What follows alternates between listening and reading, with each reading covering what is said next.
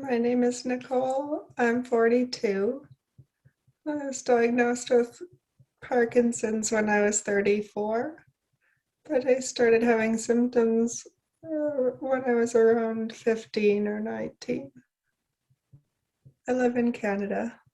So after I was diagnosed, I was in denial and I thought that there had to be a way, like another way to treat or heal or recover, that I hoped that I would find something to recover. I didn't want to just live with the prognosis of having this forever and that there was nothing I could do. So I been pretty much searching the whole time for something that would help alleviate the symptoms, or like just another avenue to understand and treat the symptoms rather than just the drug therapy, which, the drug therapy is what has kept me going these years. But I do feel like there's got to be another approach to address like the root of the symptoms rather than just symptomatic relief. The connections that you've made in your observations between the symptoms of stress and the symptoms of Parkinson's disease are very, they make sense when you look at it that way. And yes, since working with you, I've become a lot more aware of the constant barrage of critical thoughts in my mind and worrying thoughts in my mind, and been able to just like become more aware of them at a deeper level, and notice how they impact my body. I was like aware to some degree before, but I just thought that there was nothing I could do about it.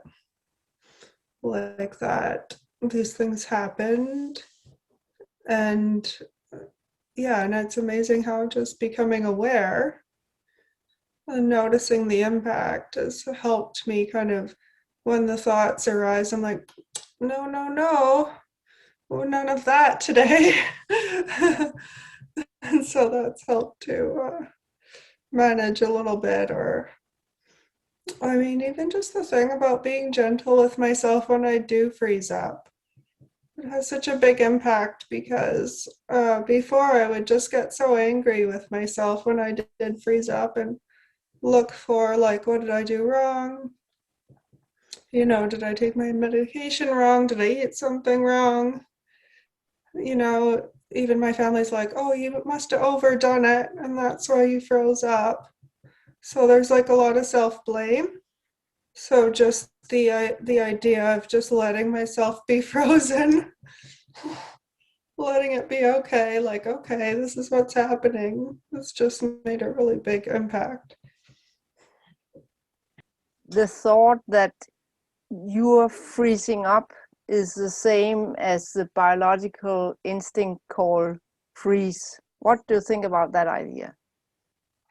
It's just so obvious. But it's like the same word. And it feels the same.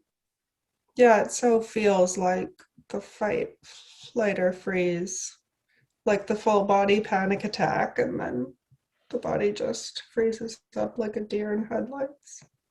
Or it's like, no, I'm not going another step, forget it. All those ways we describe fear, like, I was frozen in fear. I have some hope that I can manage or at least be gentle with myself about it, and um, just manage my thoughts. And yeah, I have hope and a gentleness about it. And I feel like I'm making friends with my body. It doesn't feel so out of control sometimes. Like yesterday we were trying to set up the RV and someone was late, and I, started shaking and getting stiff and having the symptoms, and I thought, okay, there's a stressful situation happening. This is what's happening in my body. Like, it made sense that with this additional stress my body would react in that way, and so I could just be with it and let it pass. I kind of like,